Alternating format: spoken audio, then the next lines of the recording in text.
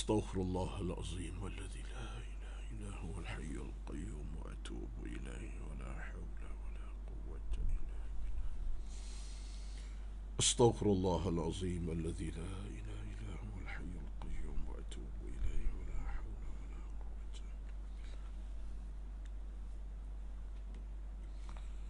بسم الله الذي لا يضر مع اسمه شيء في الأرض ولا في السماء والسميع العليم. بسم الله الذي لا يضر مع اسمه شيء في الأرض ولا في السماء والسميع العليم. اللهم رب يسر ولا تعسر إنك ولا حول ولا قوة. بسم الله الذي لا يضر مع اسمه شيء في الأرض ولا في السماء والسميع العليم. اللهم رب يسر ولا تعسر إنك على كل شيء قدير. بسم الله الذي لا يضر مع اسمه شيء في الأرض ولا في السماء والسميع العليم. بسم الله الذي لا يضر مع اسمه شيء في الأرض ولا في السماء والسميع العليم. السلام عليكم ورحمة الله وبركاته. إن الحمد لله نحمده ونستعينه ونستهديه ونستغفره ونعوذ بالله من شرور أنفسنا ومن سيئات أعمالنا. من يهده الله فلا مضل له ومن يضلل فلا هادي له. أشهد أن لا إله إلا الله وحده لا شريك له وأشهد أن محمدا عبده ورسوله. ربنا عليك توكلنا وإليك أنبنا وإليك المصير. اللهم لك الحمد كما ينبغي لجلال وجهك وعظيم سلطانك. اللهم أحسن عاقبتنا في الأمور كلها وأجرنا من خزي الدنيا وعذاب الآخرة. اللهم آت نفوسنا تقواها وزكها أنت خير من زكاها أنت وليها ومولاها. لا إله إلا أنت سبحانك إنا كنا من الظالمين. اللهم إنا نسألك علما نافعا ورزقا طيبا وعملا متقبلا. اللهم أعنا على ذكرك وشكرك وحسن عبادتك. اللهم رب يسر أمورنا ولا تعسر علينا إنك أنت العليم الحكيم. اللهم إنك عفو تحب العفو فاعف عنا. اللهم اكفنا بحلالك عن حرامك وأغننا بفضلك عمن سواك. اللهم يا مقلب القلوب ثبت قلوبنا على طاعتك. اللهم رب اشرح لي صدري ويسر لي أمري واحلل عقدة من لساني يفقه قولي يا رب العالمين. أما بعد، أعوذ بالله من الشيطان الرجيم. ذلك ومن يعظم شعائر الله فإنها من تقوى القلوب. Sadaqallahul Azim. Demikianlah, barang siapa mengagungkan syiar-syiar Allah, kesungguhnya itu berasal daripada ketakwaan hati. Hati bertakwa. Al-Hajj ayat 32. Sadaqallahul Azim. Allah juga berfirman dalam ayat yang lain, A'udzu billahi minasyaitonir rajim. Ya ayyuhalladzina amanu taqullaha haqqa tuqatih wa la tamutunna illa wa antum muslimun. Wahai orang-orang yang beriman, bertakwalah kamu kepada Allah dengan sebenar-benar takwa. Janganlah mati melainkan mati dalam keadaan muslim, menyerah diri kepada Allah Subhanahu wa taala, mati dalam keadaan beriman kepada Allah. Surah Al-Imran ayat 102. Sadaqallahul Azim. Yang berbahagia dan dihormati yang dikasihi pengurusi dan kuasa pengurusan Surau An-Nur Fasa 3A Bandar Seremban Selatan dan seluruh dan kuasa pengurusan Surau An-Nur Fasa 3A, Ashabul Fadilah, tuan-tuan imam, termasuk yang bertugas pada pagi ini, pada hari ini, dan yang dikasihi, yang diraikan, yang dihormati seluruh para jemaah Surau An-Nur Fasa 3A, termasuklah rakan-rakan kita di luar sana yang mula berada dalam kuliah online ini secara live ini, yang jauh, yang dekat, di Seremban, di luar Seremban, seluruh negara, bahkan luar negara. Alhamdulillah, mudah-mudahan Allah Subhanahu wa taala merezekikan kepada kita kenikmatan awal pagi ini dalam keadaan penuh kerahmatan, keberkatan, keamanan dan kebahagiaan. Allahumma amin. Sesungguhnya bukan kecil harga nilainya sebuah kehidupan bila kita mulakan awal pagi dengan kesyukuran kita kepada Allah Subhanahu wa taala. Sama ada kita mulakan awal pagi tadi dengan kita bersolat tahajud, kita bertasbih, kita bertahmid, mengagungkan Allah dan memuliakan Allah, menyucikan Allah, tahmid, tasbih padanya.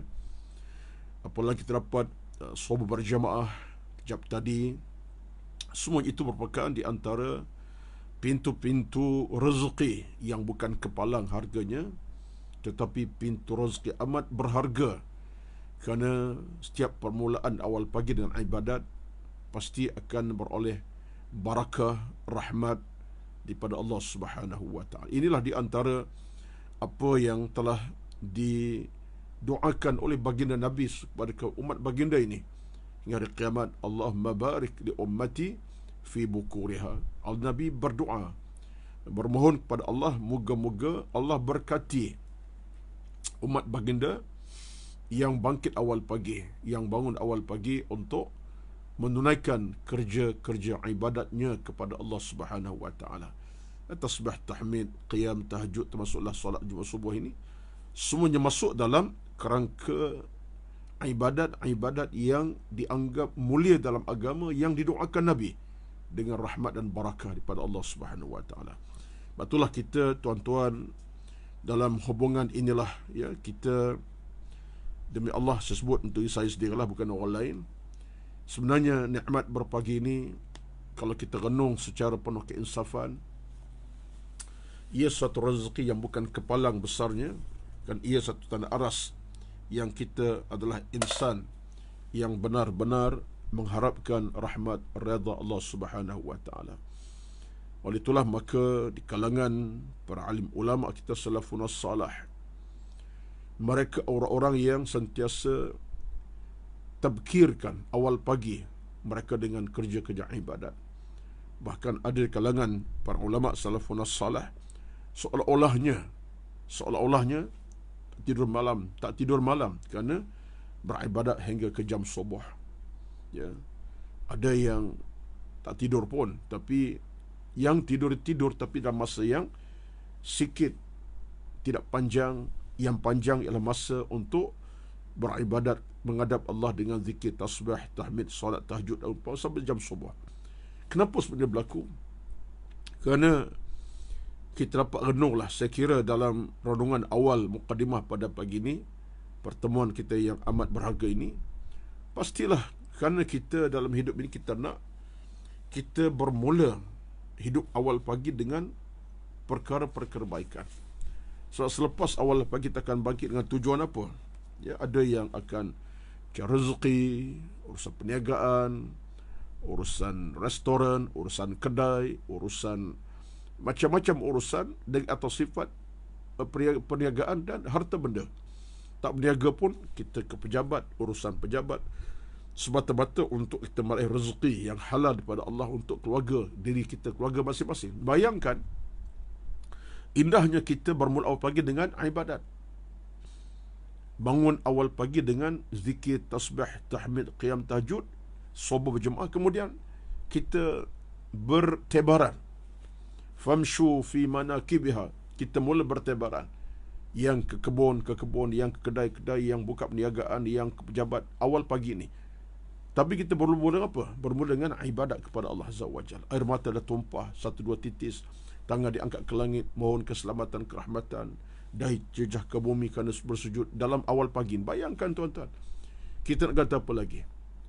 Itu satu pintu rahmat yang begitu besar. Berbeza dengan manusia yang awal pagi dia tak tahu pun ibadat. Dia bangun-bangun, dia fikir nak makan apa, nak minum apa, nak ke mana pagi ni, nak buat kerja. Itu dia fikirkan. Awal pagi dia fikir nak makan apa, kemudian nak makan di mana, kemudian bertebaran, tak usah bekerja. Langsung tak ada hubungan dengan Allah seawal pagi. Sedangkan pintu berkat rezeki Allah yang beri, pintu berkat umur usia Allah yang beri, pintu berkat urusan perniagaan Allah yang beri, pintu berkat dosa rumah tangga Allah yang beri. Semuanya daripada Allah Azza wa Jalla. Jadi kalau manusia itu ada keterkaitan langsung dengan Tuhan dalam bab ibadat kepada Allah di awal pagi, pastilah jam-jam mendatang itu dalam kerahmatan Allah Subhanahu wa taala. Ialah kita mungkin tak nampak semua itu, tapi hakikat itulah yang kita kena nampakkan dalam kita. Sebagaimana kita dapat hidup dengan penuh keselesaan di atas kehidupan dunia kita nikmati kecuali dengan izin Allah Azza wa Jalla. Kita buka mata pukul 5 pagi contohnya. Kita buka mata pukul 5 pagi, 4:30 pagi. Contohlah kita ambil waktu yang awal kan. Jangan lepas subuh. Jam belum subuh. Buka mata saja. Penglihatan kita terang. Siapa yang kembalikan penglihatan kita? Allah Azza wa Jalla. Kita buka mata, akal kita pun prosesnya berlaku. Ingatan kita kembali pulih. Kita dah tidur semalam, ingatan kita dah hilang sebenarnya daripada sudut moralnya, tak ada apa dah. Tapi bila bangun 4 pagi, 5 pagi, kita dapat ingat balik siapa anak kita, apa nama isteri kita, siapa kawan kita, ke mana hari ni, hari apa, jam ni jam apa. Siapa yang pulangkan nikmat itu? Allah Azza wa Jalla. Kita bangun awal pagi, kita ucap Alhamdulillah, kita boleh rasa air sejuk segelas contohnya. Sebagai mukadimah pagi, kita minum sejuk segelas contohnya, ataupun sehirup air. Siapa yang beri kita nikmatan air, sehingga kita boleh hilangkan dahaga kita tadi, masuk rongga kita, selesa. Siapa yang berikan kita nikmat itu? Rezeki untuk mendapat menikmati hidangan minuman itu sehingga kita hilang apa dahaga. Kan istighfar Allah Azza wa Jalla.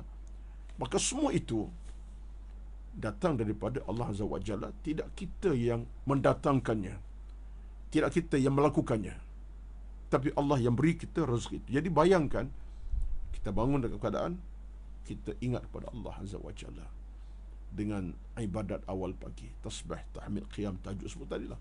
Jadi saya sebut ini bukan apa tuan-tuan, sebab kita nak proses. Kerana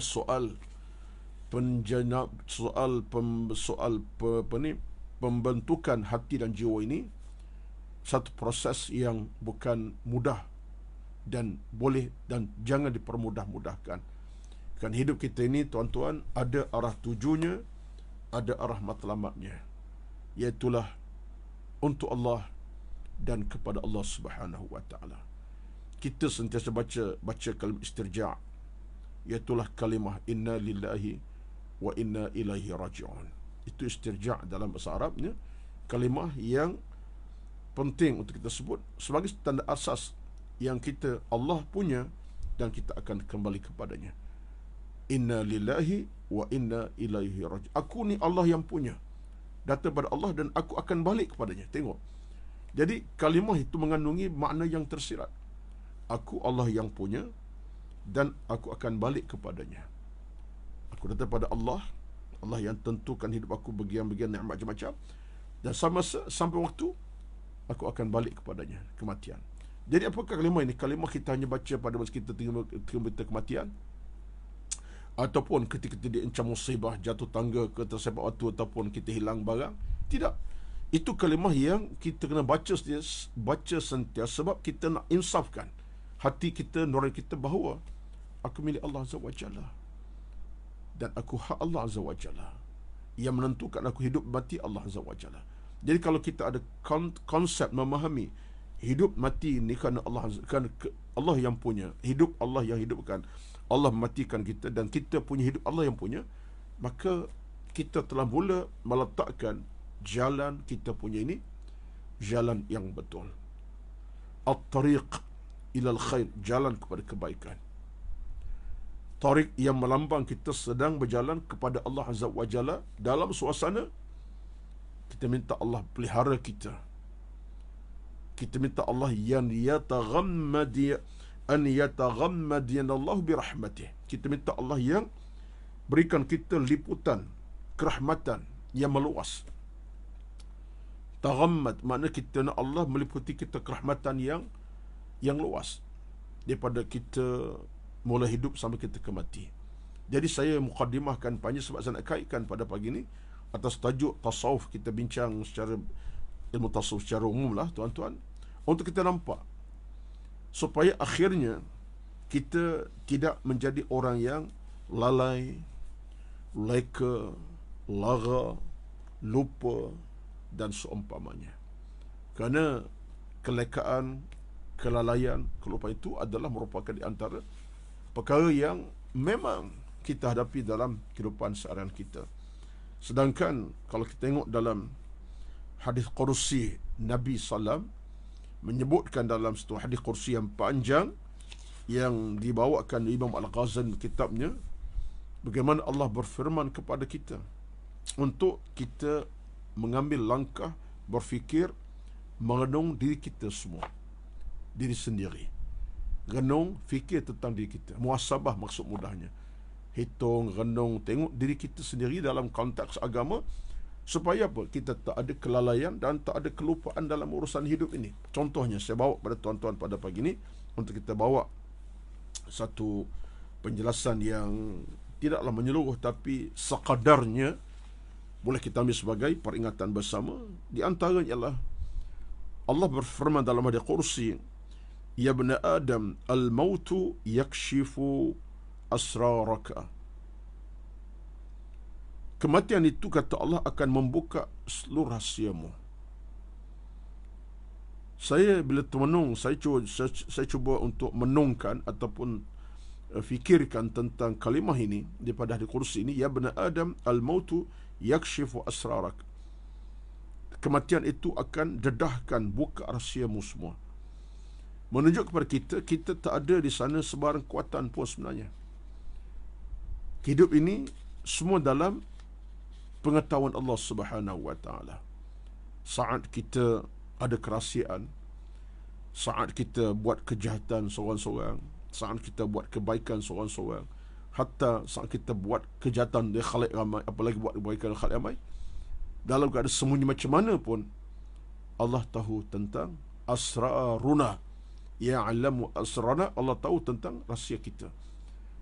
Jadi semua ini menjadikan kita lebih beringat-ingat, berhati-hati. Betullah kalau kita, saya contohkan saya lah, ada dalam hati saya, nurani saya, keburukan. Contohnya kejahatan, wal'azubillah lah, mudah-mudahan ialah Allah ampunkan kalau ada kesilapan. Tapi dalam hidup ini kita tidak boleh beranggapan betapa Allah Subhanahu wa taala akan menutup segala keaiban kita sehingga kita mampu untuk menutup keaiban daripada pengetahuan Allah. Tidak sama sekali. Sampai satu ketika nanti kata Allah dalam al-Qur'an tadi, al-mautu, kematian akan dedahkan kita rahsia-rahsia kita. Sebab kematian itu hakikatnya adalah kematian satu hakikatnya adalah satu proses yang jadikan kita tidak lagi mampu untuk menutup apa kebaikan kita dan menutup apa keaiban kita dan menghentikan kebaikan kita dan seumpamanya. Maksudnya lah, kematian adalah satu proses yang jadikan kita lebih terbuka dalam soal-soal kehidupan kita selama ini, kebaikan atau kejahatan. Tuan boleh faham ya? Saya sebut ini sebab bila saya baca hadis kursi dia, terasa so, bila sebut kematian akan buka rahsia kita, maknanya bila sampai saat ketikanya di alam sana nanti, kita benar-benar akan dihujahkan oleh diri sendiri. Dihujahkan diri sendiri. Kalau kebaikan, hujah kita apa? Sebab dalam hadis disebut, beruntunglah faman rajahat hasanatuhu ala sayyiatihi, ataupun faman rajahat sayyiat hasanatu yadkhulul jannata, siapa yang berat timbangan amal baik, neraka syurga menanti. Syurga menanti dia, sebab timbang amalnya rajahat, lebih banyak dan lebih timbangan amal baiknya banyak, syurga. Tapi kata Nabi SAW, faman rajahat sayyiatuhu yadkhulun nar, yang kita paling takut. Tapi tiba-tiba amal jahat kita lebih banyak daripada yang baik. Yang baik tak banyak pun, yang jahat banyak, ke neraka. Jadi pada masa itu, ketika itu, siapa yang mempertahankan kita?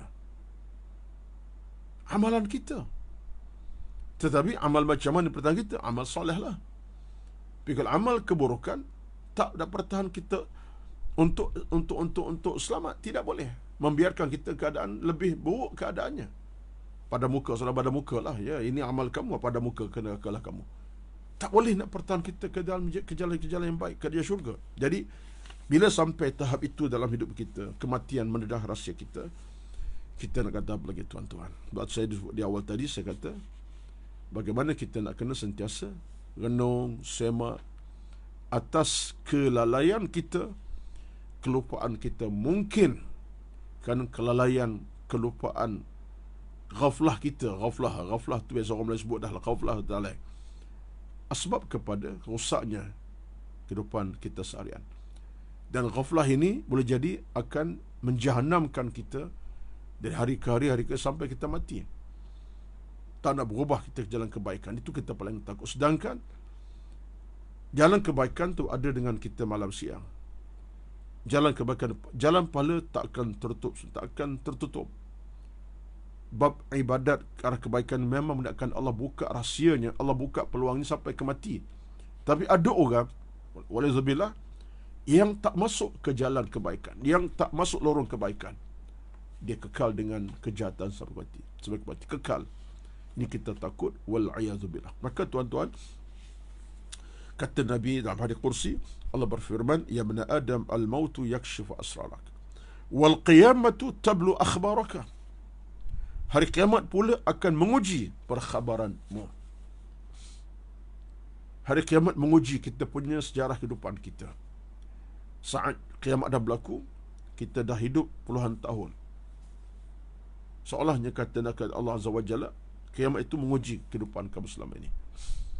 Ialah kita masih hidup, kita faham sangat, kita mungkin menikmati keselesaan yang banyak dalam hidup kita. Rezeki kita mungkin bertambah-tambah. Kalau kita renung balik tentang hubungan kita dengan rezeki ini, tuan-tuan, sebenarnya mengajak kita untuk bersyukur banyak-banyak kepada Allah Azza wa Jalla sebenarnya. Sebab apa? Sebab penuh kerahmatan, keselamatan, keamanan, kebahagiaan. Tak boleh pergi jauh pagi ni pun, ya, kita bangun-bangun, insya-Allah sihat walafiat. Bangun-bangun dah rasa nak makan tu ada. Bangun-bangun dah fikir makan apa pagi ni. Bangun-bangun kita kenal nak isteri kita. Contohnya, ini nikmat. Allah tak tutup nikmat kepada kita. Jadi seolah-olah kita bangun tidur pagi ni, segala-galanya Allah pulangkan kepada kita. Nikmat apa? Nikmat keluarga, nikmat anak, nikmat harta benda, nikmat bicara, bercakapan, nikmat makan minum. Allah pulangkan by cash kepada kita. Satu hakikat ialah betapa besar nikmat Allah kepada kita. Tetapi bila kiamat datang, menguji kita. Saat kiamat ini dengan mana mudahnya memutuskan urusan kita dengan dunia, memutuskan urusan kita dengan ibadat. Itulah kiamat. Dan ada ulama yang kata al-qiyamatul sughra wal qiyamatul kubra. Al-qiyamatul sughra ialah al-maut, kematian. Bila kematian datang, dia memutuskan semua urusan kita dengan nikmat kita miliki. Hatta nikmat makan minum, keluarga, nikmat pakaian, nikmat berharta, putuslah dengan sebab kematian. Menguji kita tu. Itu kiamat kecil. Yang besarnya ialah alam bumi Allah hancurkan sehancur-hancurnya, al-qiyamatul kubra. Jadi maksudnya ialah kiamat ini menguji kita sebenarnya. Daripada kiamat kecil, kematian, apalagi kiamat yang besar nanti. Jadi orang beriman, dia sentiasa berhati-hati, ala hadarin, ya? Kalau bahasa Arab dikata kunu ala hadarin, kamu kena hidup dalam sana berhati-hati, beringat-ingat. Orang Melayu pun kata, berhati-hati kamu akan selamat. Kalau kamu gopoh, tak berhati-hati kamu akan berbahaya. Kan ada patah Arab, pepatah boleh katakan, ya, berarti itu selamat. Betul lah. Dalam urusan kita dengan dunia pun macam-macam juga kita akan hadapi. Kalau kita dengan jalan raya tak berhati-hati, walaizubillah lah kan, kita Allah minta jauhkan aksiden, orang langgar kenderaan kita langgar dengan orang, hingga boleh menimbulkan kematian dan membunuh nyawa orang. Tak nak lah. Tapi kalau kita berhati-hati dalam berkenderaan, dalam memandu, mematuhi sistem undang-undang jalan raya, mematuhi peraturan jalan raya dengan penuh keinsafan, kita selamat. Sekalipun jalan kita makan masa 8 jam, 7 jam ke utara ke selatan air, tapi kita mematuhi peraturan. Hemah kita bawa kenderaan dengan hemahnya, dengan sopan santunnya, dengan disiplinnya, dengan ikut undang-undang. Selamat. Macam tu kehidupan kita. Tapi kalau kita sudah melewati batas agama daripada sudut hukum hakamnya, yang kotor kita buat, yang jahat kita lakukan, dosa menimpa dalam diri kita, bertempik-tempik, tuan-tuan sekalian, maka samasa ingat kata Allah Azza, wal qiyamatu tablu akhbaraka, kematian, kiamat itu akan menguji cerita-cerita kamu masa kamu hidup dahulu. Satulah kita tidak nak, demi Allah kita tak nak, bila datang kiamat kita dah mula mengangkat suara-suara penyesalan. Ya, ya laitani kuntu turaba. Ada yang berkata, wahai Tuhan, aku nak jadi tanah baliklah, nak hidup balik ke bumi. Ada yang berkata, farji'na na'mal salihan inna muqinun. Wahai Tuhan, pulangkan balik ke bumi, kami nak beramal ibadat yang betul-betul baik, salahnya. Pulangkan ke bumi, dalam surah As-Sajdah. Macam-macam cerita. Qala rabbi laula akhartani ila ajalim qaribin. Kalau engkau lewatkan kematianku, ya Allah, aku nak beribadat dulu. Kenapa awas kematian, patutnya lewatkan lagi, aku ada masa beribadat. Ini semua tuan-tuan merupakan di antara luahan-luahan yang langsung tidak akan membawa 1001 kebaikan. Satu pun tak ada kebaikan. Ia hanya sekadar penyesalan hati dan jiwa, penyesalan yang sifatnya tidak memenangkan dia sama sekali. Sebab itulah kita dalam urusan hidup ini, kita letak macam tu tanda arasnya, kita akan nampaklah tuan-tuan. Sebab kita dengan alam bumi, alam akhirat tak sama. Alam bumi kita menyesal, boleh jadi pendapatan kepada kita kemudiannya. Menyesal dalam bab tertentu, kita boleh ubah hidup kita kepada kejayaan kemudian. Itu alam bumi. Tapi alam akhirat dah menyesal lah. Alam akhirat dah menyesal sungguh-sungguh. Tak ada lagi bantuan sesiapa yang boleh tolong kita. Tak ada siapa yang boleh tolong kita. Tak ada siapa yang boleh akan bersama kita pada ketika itu. Itu alam akhirat. Sebab tu dia dua alam berbeza. Cuma kita dalam hidup ini, kita kena ambil cakna. Sebab apa? Jangan kita orang yang lalai dan leka di padang mahsyar nanti. Dilalaikan. Sampai di padang mahsyar kita juga lalai. Tak boleh. Kemudian dia kursi Allah sebut kepada kita, wal azabu yahtiku astarak. Wal azabu yahtiku astaraka. Maksudnya apa? Dalam keadaan saksa akan membuka penutupmu. Saksa mula dah sampai. Ini cerita bila ni? Cerita dia pada mahsyar nanti. Wal azabu yahtiku astarak. Dan azab ini telah buka secara seluruh penutupmu. Dia sebenarnya bukan di alam mahsyar, di alam kubur lagi. Keazaban kubur itu sudah buka segala keaiban kita, segala kelemahan kita, segala kurang kita. Akan buka, ya, penutup hidup kita. Dengan maksudnya ialah bila masuk alam barzakh saja akan dibongkarkan. Dibongkarkan itu kalimah saya cari tadi. Dibongkarkan segala-gala tentang hidup kita selama di bumi. 65 tahun kamu di bumi. Sekarang semasa kamu di alam barzakh, sekian-sekian yang telah kamu lakukan. Bagian-bagian amal kamu. 72 tahun kamu di bumi. Sekarang kamu di alam barzakh, alam kubur. Sekian-sekian amal kamu. Allah dedahkan, malaikat dedahkan satu persatu. Kamu hidup sekian lama di bumi, 55 tahun. Tak ada pencen mati contohnya. Contoh, ya. 5 tahun kamu hidup. Sekarang kamu di alam barzakh. Allah buka senar amal-amal kita dah buat. Yahtiku dengan mana? Dibuka segala amal kita. Tuan-tuan sekalian, jadi ini di antara perkara yang hati mana yang tidak merasa gelisah resah dengan hal-hal seumpama ini. Jiwa mana yang tidak rasa gelisah dengan cerita seumpama ini? Saya pasti, saya yakin, saya percaya, yang bercakap tak khasnya lebih terasa. Sebab bila sampai masa ketikanya Allah Subhanahu wa ta'ala nak menghukum kita, Allah tidak akan menundakan hukuman itu, tapi Allah akan beri by cash. Di alam kubur lagi, dia akan berlanjutan sampai ke alam mahsyar nanti. Berapa lama itu wallahualam kita tak tahu. Sebab alam kubur tak ada siapa boleh sebut berapa lama di alam itu. Hatta jutaan tahun mungkin, wallahualam. Itu semua ketentuan Allah Subhanahu wa ta'ala. Alam mahsyar, berapa lama kita berdiri daripada mahsyar? Setahun akhirat, 5 tahun akhirat, 20 tahun akhirat, tak tahu. Tapi penting akan masa sampai kita akan duduk pada mahsyar keadaan tegak, tak boleh bergerak ke mana-mana. Lama kita tak tahu. Jadi semua ini merupakan di antara perkataan yang menjadikan kita lebih insaf, dan kita nak cari titik insafan itu. Baik. Kata Allah lagi, dia kursi, dia kata apa? فَإِذَا أَذْنَبْتَ ذَنْبًا فَلَا تَنْظُرْ إِلَى صِغَرِهِ وَلَكِنْ انظُرْ إِلَى مَنْ عَصَيْتَ. Allahu Akbar. Kalau kamu buat dosa, kata Allah Azza wa Jalla dalam hadis kursi ni, kamu buat dosa, jangan tengok kepada kecil dosa tersebut. Allah kecil je, bukan besar mana pun. Kecil sangat je, bukanlah besar mana pun. Apa masalahnya? Kata Allah, jangan tengok kepada dosa itu kecil, tapi tengok kepada siapa yang kau berdosa. Ila man asaita. Kecil ke besar, tapi kepada siapa yang kau berdosa? Kepada Allah Azza wa Jalla. Itu yang paling utama sekali. Jangan tengok dosa kecil je, bukan besar mana pun. Allah, relax lah.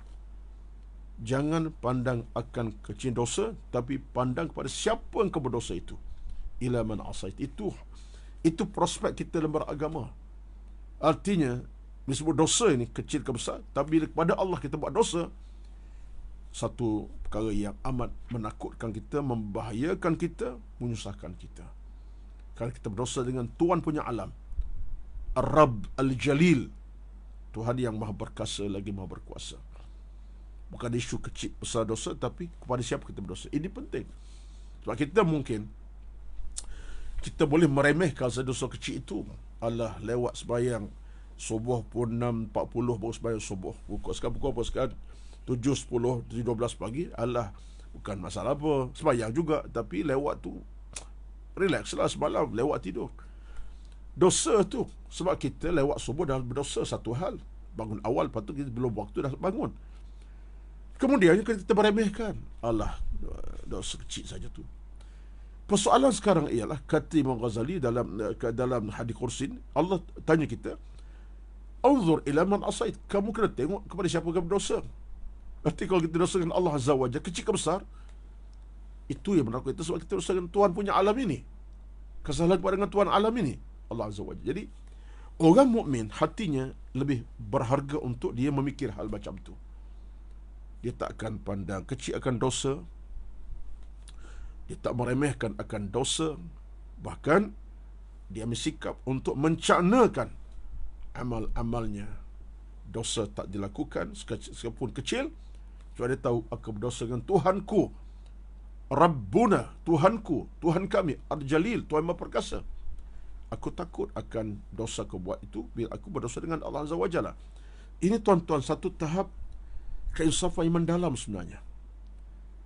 Takut kepada Tuhan punya alam atas apa kesalahan kecil ke besar, itu satu rezeki. Macam seorang anak-anak, seorang kanak-kanak lah, saya ambil contoh anak lah, ya, kanak-kanak ataupun anak, tak kira lah, anak ke anak-kanak, pentingnya anak kepada saya bapa, dia bukan fikir tentang buat salah kecil besar, tapi dia rasa duka cita kalau dia buat salah kepada ayah dia, mak dia. Dia mungkin buat dosa, tak buat kesalahan bukan besar mana pun, ya, tetapi dia rasa bersalah bila dia fikir, aku tercacatkan hati mak aku tercacatkan hati ayah aku telah bersikap tidak adil pada mak ayah aku, sehingga dia rasa susah hati, rasa cemas, macam-macam, tak selesa. Itu di antara hakikatnya kita tengok macam tu. Pada siapa kita bersalah? Mak ayah kita. Maka jaga-jagalah. Apalagi dengan Allah Azza wa Jalla. Jadi isu sekarang ialah jangan pandang kecilkan dosa, pandanglah kepada siapa engkau telah buat kesilapan. Baik. Allahu Akbar. Wa idza ruziqta rizqan qalilan fala tanzur ila qillatihi Walakin inzur ila man razaqaka. Tengok tuan-tuan, ini semua nak membina titik keinsafan dalam hati, keinsafan dalam jiwa kita.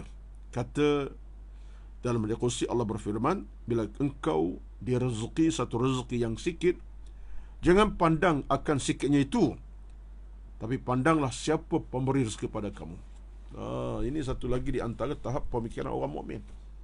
Dapat rezeki yang tak banyak, untung RM2, contohnya, untung RM10, patutnya beratus tapi RM10 saja.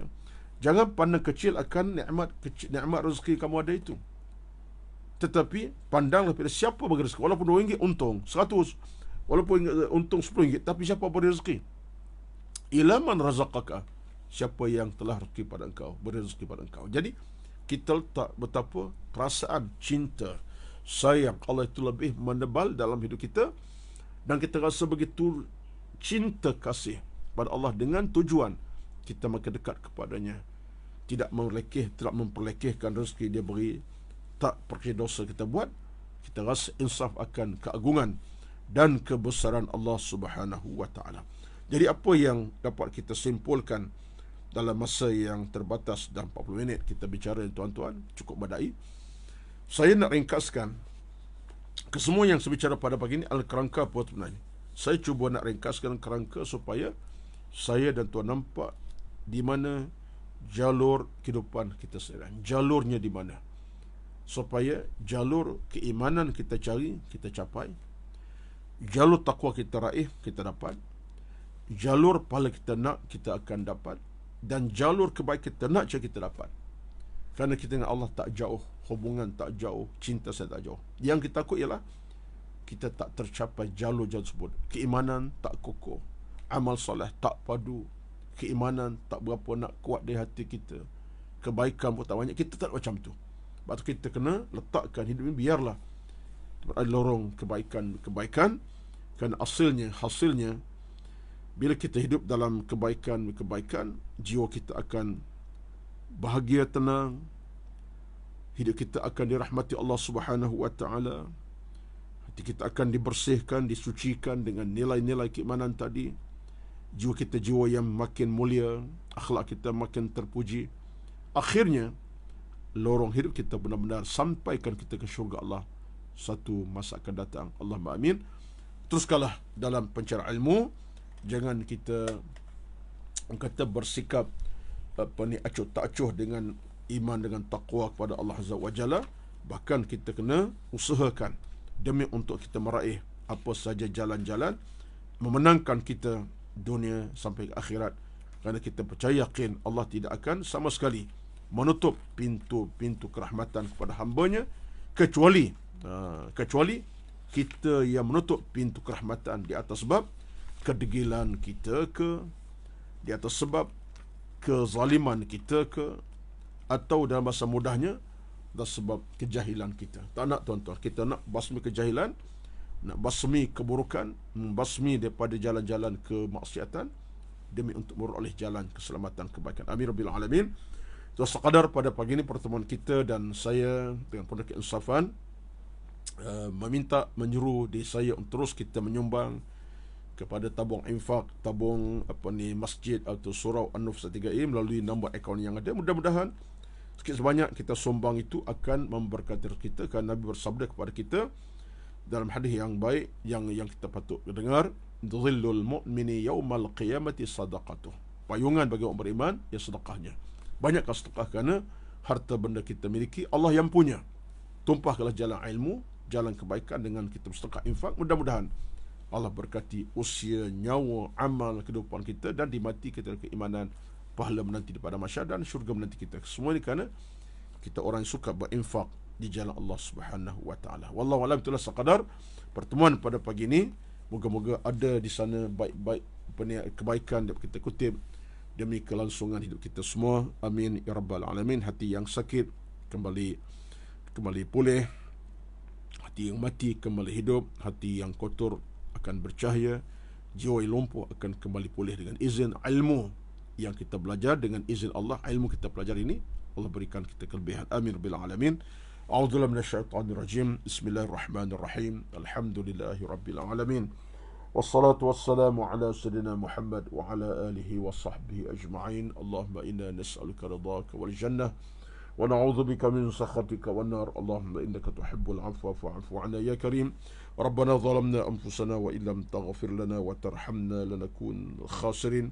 ربنا أتنا في الدنيا حسنة وفي الآخرة حسنة وقنا عذاب النار.